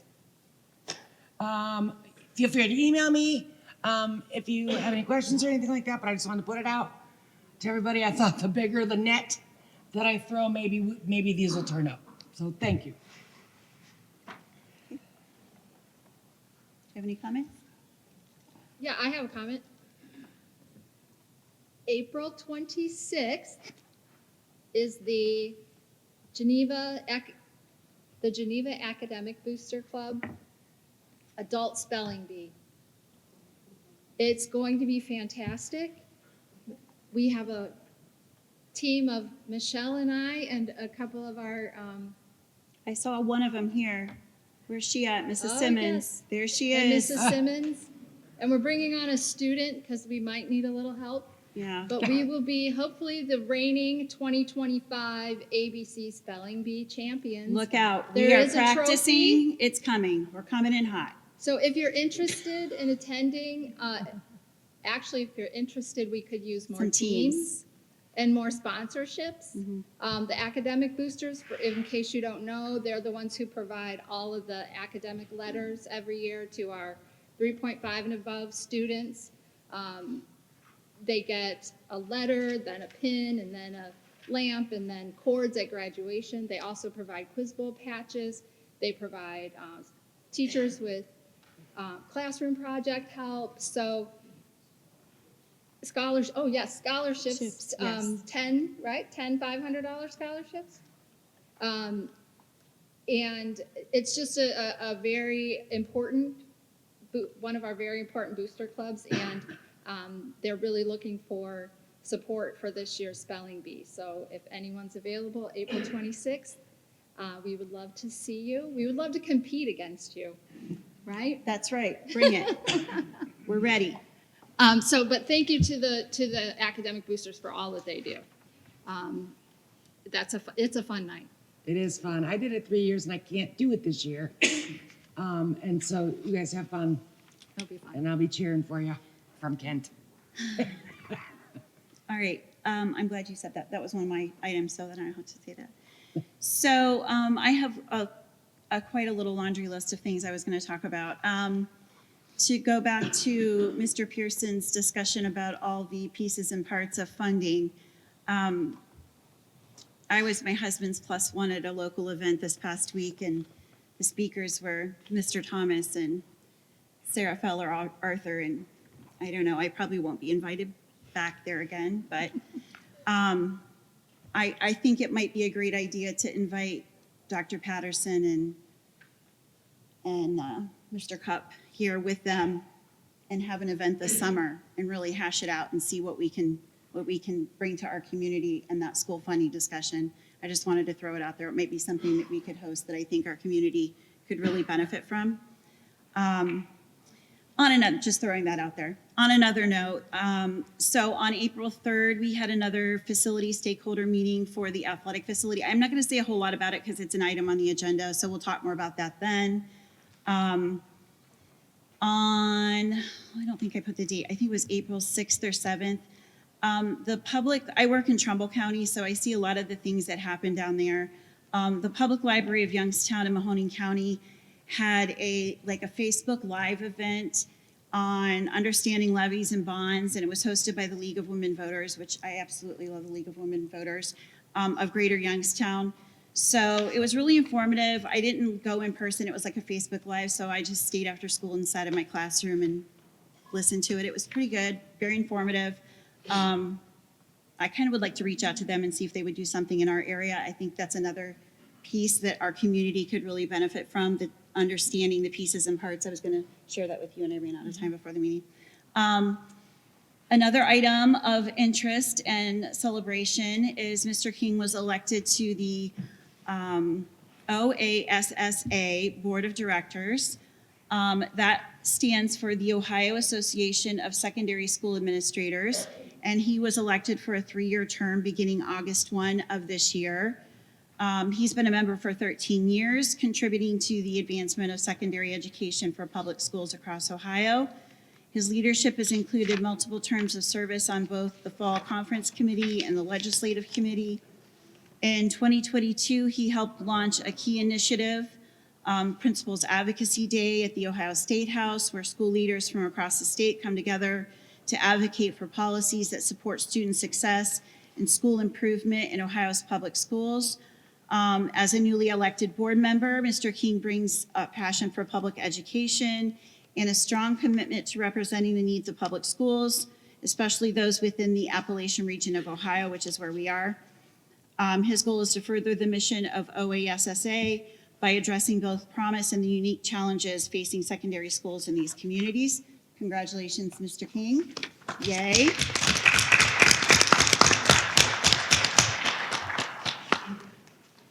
So I was going to talk a little bit about the candidates night, but all the people that I was going to address I see have left. So, but I'll share again. Maybe they'll watch it on video. So there seems to be a lot of conversation surrounding the candidates night that the board hosted on the evening of March 20th here in the auditorium. I have had many rumors carried to me, but in typical fashion, no one has actually came directly to me and asked me anything about the evening. No one has asked why we decided on this format. However, I have shared countless times what our purpose was, how we selected questions, or how any of the processes were handled. If they had, I would have been happy, as would any board member, to have answered them. I will provide a brief summary here tonight again. After our first round of interviews, the second round was determined to be a Meet the Candidate style event. This was shared at the March board meeting. In order to host this type of event, I was directed by council that it had to be noticed as an executive session. As a board, we started creating a list of possible guests and collecting emails. Invited guests were permitted to bring one guest. Each person needed to sign in at the door. The evening consisted of one sealed envelope question that none of the candidates had access to until they joined us on stage. Mrs. Ortiz had suggested earlier that we create a question centered around busing, as that seems to be a continuous issue in our district. I began working on a hypothetical question that would be equitable for all 4 candidates, including those that were not internal. Our internal candidates would have access to information that external candidates would not. And it was stressed to me by legal counsel that all questions must be equitable and asked to all candidates. The second portion of the evening was a round-robin style of questions that were submitted by the guests that attended that evening. Each candidate had 4 minutes to answer the questions. Each candidate was then given the opportunity to share closing comments. At the close of the evening, we had cookies and time to chat in the cafeteria. Candidates were encouraged to stay and mingle if they would like to, and most did. The following day, a blind survey was sent to those that were invited to the candidates' night, and we had a 65% response rate, which is amazing because a typical response rate on a survey is between 5 and 35%. Attendees were asked how they felt about being invited, how they would rank candidates, and how did their participation in this event impact the likelihood that you will continue to support Geneva schools. 69.2% of respondents stated that they were more likely to support our district off of this one event where stakeholders were invited and included in the process. Who did we invite? Not just employees. We invited union representatives and leadership, some community members, some retired teachers, elected officials from Austinburg, Harpersfield, Trumbull, and Geneva Township, the Village of Geneva on the Lake, Geneva City Council members, Geneva businesswomen members, Geneva Chamber members, retired members of the community that still pay taxes here, business owners. So why do we do all of this? Why go to all this trouble? Transparency, it matters. This community, most recently led by Mr. Pierson and myself, standing at that microphone, asked for transparency over and over and over again. We ran for these positions. Now we are delivering on what we said this community had asked for over and over again. Many of you here don't remember Robert Taylor. Some of you do. I've been here in Geneva for a really, really long time. He was a superintendent while I was in school, and just like the seniors that come to these meetings at the end of the school year and then ask for our signature saying that they were here at a community meeting, he said this when I was a senior, and it has stuck with me my entire life. You pass levies every day by how you treat people and their children. So when I posed a question about a little kindergarten girl named Sally Smith that doesn't want to get on the bus because she doesn't know what bus it's going to be, that's what I'm talking about. I'm not picking on bus drivers. I'm saying we have tools here that we're not using. That's the problem. So if that upsets people, I'm sorry. I told a dear friend today that there has been no discipline in our district. Discipline is not yelling and screaming and threatening people. Discipline is goals and objectives. Discipline is accountability. Discipline is conversation and expectations.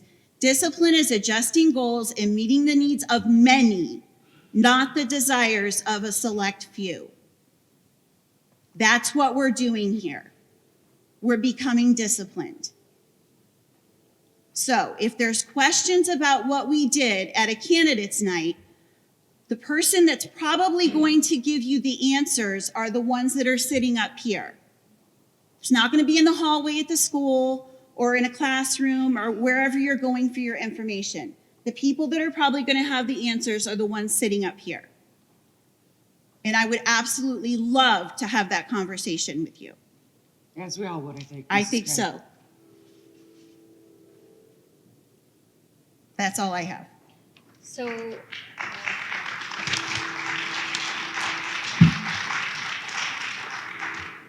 we need to add to the agenda, we need to add the ESC. I have that on there. I'm so sorry.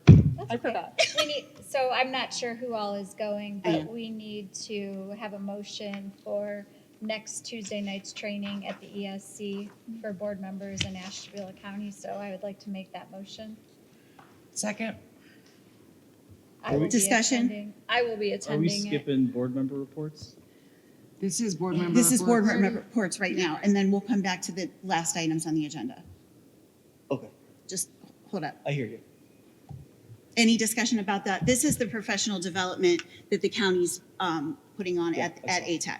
Perfect. Any discussion about that? I am attending. I am as well. I am as well. It's in the air, but I'm going to try. We went last year. It's really, really cool. Yeah. And I like what they did this year by pushing out and asking what we wanted to hear about. So I'm excited.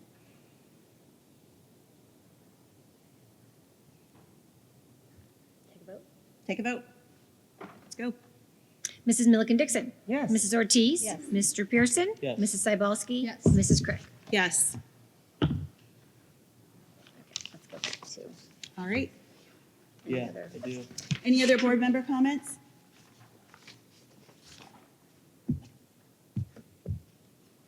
Are you good, Brock? You got some? I am. Okay. When the busing issues first started, the first people I went to were bus drivers, because bus drivers, in between getting their medical card, in between getting their ODOT certification, in between looking at which class CDL is compliant, and also going into OPSI and working inside of the cafeterias, and top of working the Pony Express.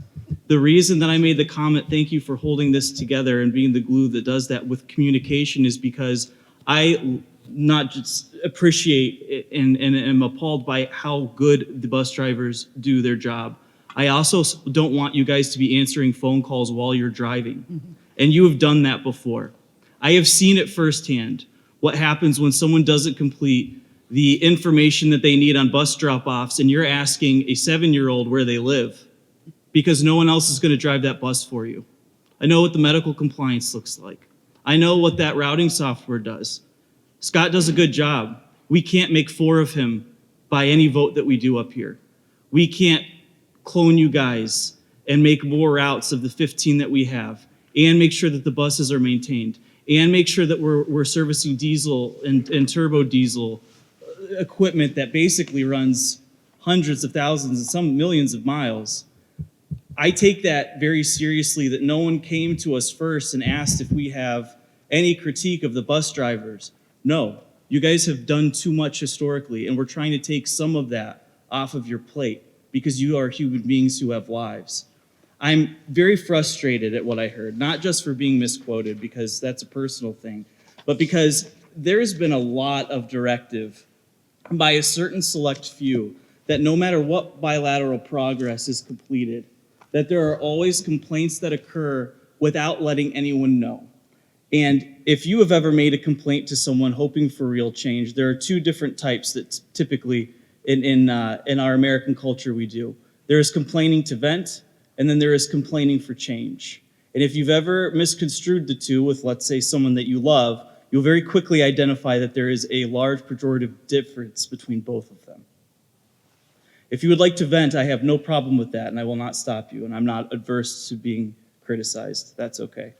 But what frustrates me is if we are worried about the children, which is the ultimate directive that we are given up here, then I would not like to know who is in charge and how we feel about that. I would like to know how can we best move forward together in an amicable way that provides services for the taxpayers of this district. And how do we most efficiently, while also counting the humanity of the families and the children of this district, take that into account. I'm floored that a response rate over 90% of the 65 that have given us the answer mandated that we make a decision. This data was not on the line of being between candidates. There was a clear pattern in the responses that we had received. We made a decision, at least I could say in my opinion, based on that data. That was a mandate. If we had made another decision, there would have been no point to invite the public to come here that day. That is what a delegate, as opposed to politico, means. A delegate is someone who represents a utilitarian, the best choice for the best number of people. In a republic, that's how it works. So I'm not opposed to the criticisms. I did not receive one email talking about a slurry of what I heard. And for people who asked questions that have very real answers, I'm also extremely frustrated that now I don't even have the ability to answer them. Those who have emailed me, whether you like me or you dislike me or anyone on this board, one thing can be said for this board, everyone sitting at this table, they respond. We don't hide behind, my lawyer will get back to you. We don't say, it's not my problem. There's a parent here who told me that at the end of a redistricting meeting, there was a conversation about why we were having conversations about redistricting. There wasn't an answer of because there is a trailer park in Austinburg that gets bussed all the way over in no linear sense. And when we got to the bottom of it, there is a talk about, well, do we want to do open enrollment versus redistricting, which would have been the answer to the question. Instead, a group of people were told that because the board asked me to, and that was the end of it. Parents in the hallway got no answer. And when they reached out to me on an individual basis, I was able to answer that. And we were able to get them to council and President Krieg and the other people at this table who helped make those decisions. We are accessible. We are here to listen to you, whether you hate us, whether you like us, whatever. But we cannot get behind the figurative 8-ball and predict what issues are here. You are professionals because you know more than us. That's why we ask you these things. If you don't let us know that there is a problem, we aren't either. And so what I would ask humbly is, before getting up to the microphone and making quotes about someone for a problem that they didn't know existed, feel welcome to come here first, because if we can't solve it, get up there and absolutely flame me. But until then, I don't know the problem that we need to address. I don't know who to bring it to. I don't know where the best area, or maybe it's not my wheelhouse. But this is something that This is the third time I've seen something on social media or Facebook rallying people to a cause that no one went to the board about. No one asked anyone to help solve, but they were here to ask that question and not hear the response. That frustrates me. And so that's all I have to say. Anything else? All right, redistricting alignment discussion.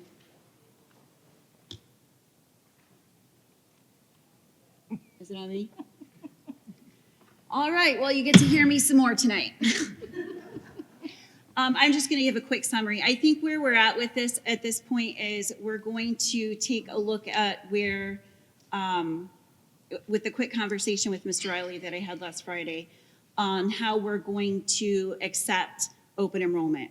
So nothing is going to change as far as busing or moving kids to buildings or whatever, however that, when we had all those redistricting meetings, had those conversations, the things that, that Mrs. McDermott spoke about at the microphone.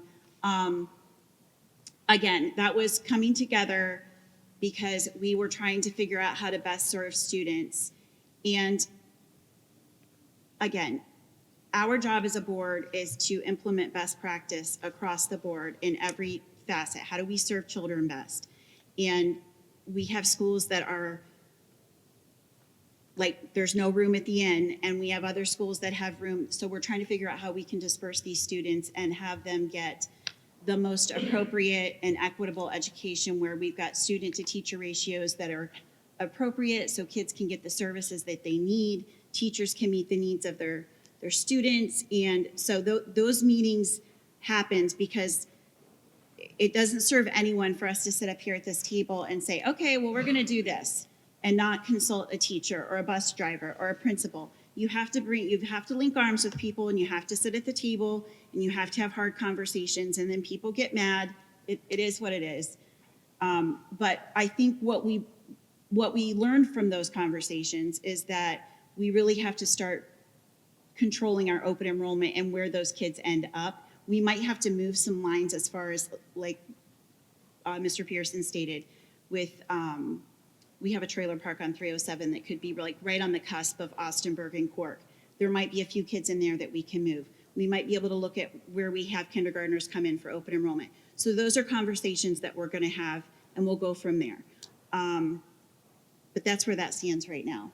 I don't foresee this being on the agenda again. Okay? All right. The other piece of it, though, Mrs. Krieg, that I had asked be looked into was the time that we start the day. Yes. And so I've been reading a lot of studies recently saying that adolescents and what's developmentally appropriate for them is not to have to learn higher math at 7:10 in the morning. I'm just picking a time out of a hat. I don't know what time we actually Nobody start. wants to be mathing at 7:10 Okay, in no the one, morning. and it's not developmentally appropriate. If we're Except for going to Shelley. be child-centered, we need to recognize how adolescents learn best and what we can do to help them do that. And so we've heard a lot of concerns about not having, if we flip, right? If the high school goes later and the elementary goes earlier, because the flip of that is that younger children do better earlier in the morning. But that then causes a lot for families with older children who help watch the younger children. And my response to that is, if we just shift the entire thing south, then it doesn't change anything. If we start later and end later, and start later and end later, it's all relative. Mm-hmm. And so the same amount of time after school, maybe even less time, because if I get off work at 6 o'clock and I'm home at 6:45, if my students got home later, if my children, I mean, then they would have less time there without a parent. And so I just wanted to clarify that a little bit, because I'm not suggesting that you don't have the older sibling available to you anymore. And so I want to address that, but I do still want to talk about that. So the issue. I do still want to work on that. So the issue, because I was on the same path as you, I feel like teenagers get up way too early. They go to bed way too late, and they get way too grumpy. I have What? 2 in my house, and look.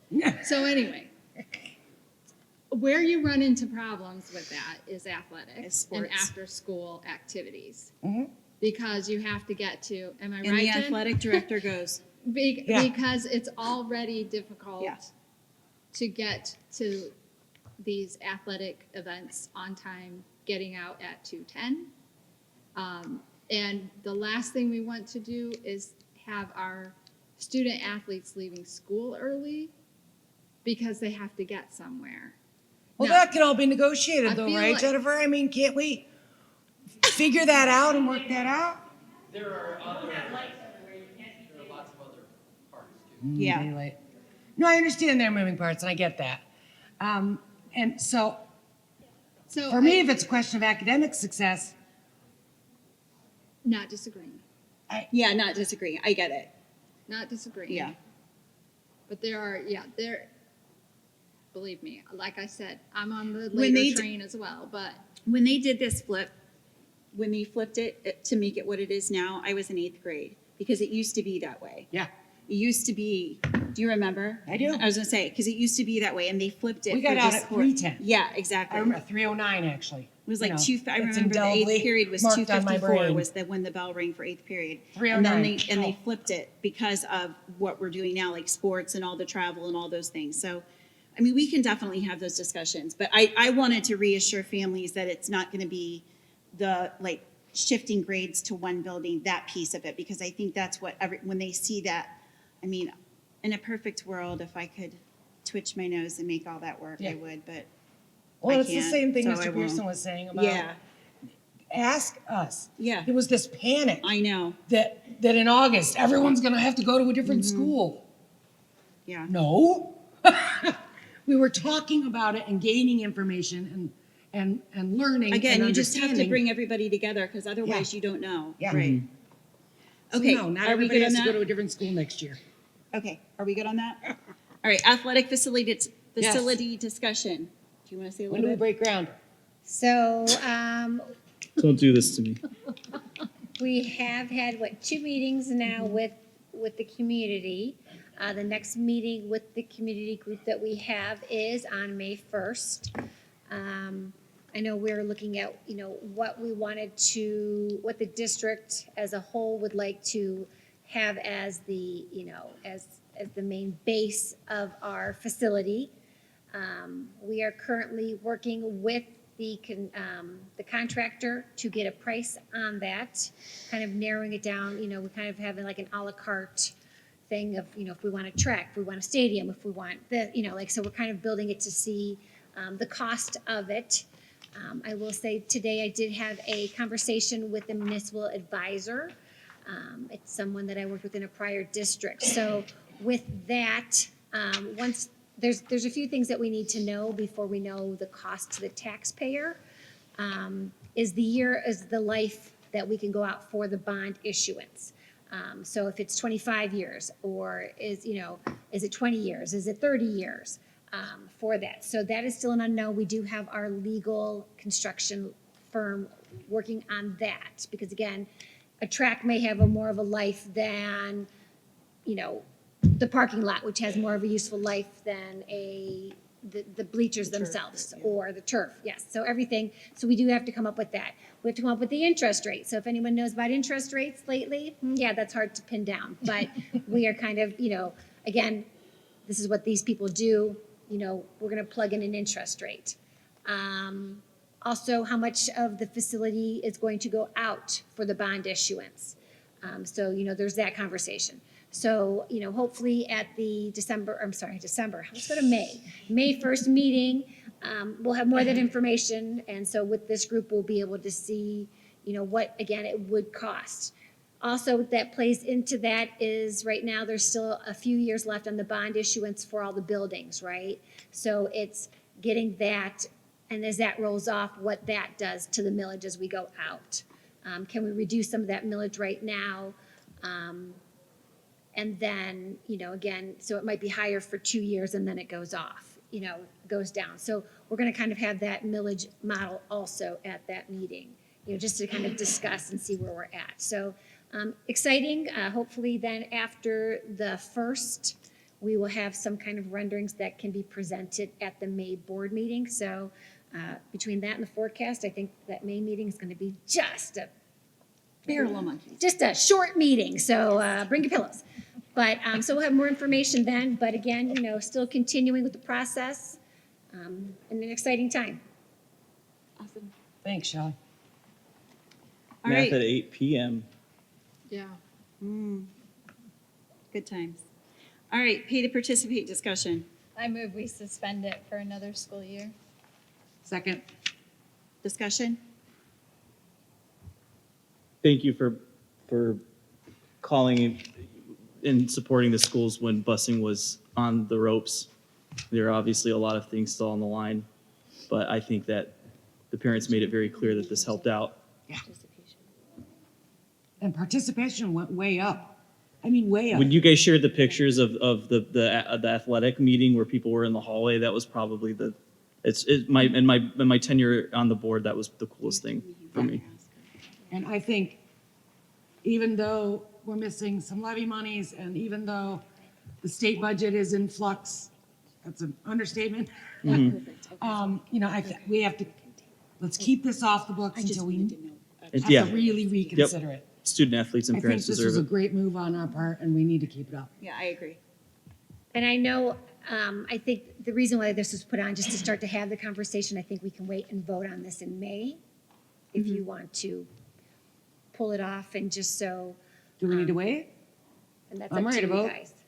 I was just curious, when I had spoke to Mr. Riley on Friday, he was going to reach out to Ms. Crosley, and I was curious of what the comparison, I'm good for suspending it, but I was curious to see what the enrollment in athletics was compared to when we had pay to play versus suspending it and how many more athletes we had, because I know it had to have increased. Well, I mean, we can still talk Absolutely, about that, but absolutely. I think we just Yes. get this taken care of I think, tonight. yeah, that's fine Yeah, by just me. get it done.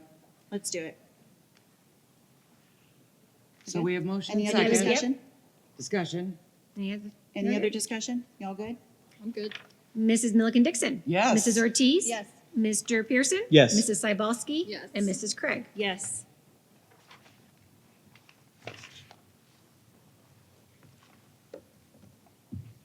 All right. I need a motion to adjourn. So moved. Second. Roll call. Mrs. Milliken Dixon. Yes. Mrs. Ortiz. Yes. Mr. Pierson. Yes. Mrs. Cybulski. Yes. Mrs. Krieg. Yes. Oh, that's not. Meeting adjourned.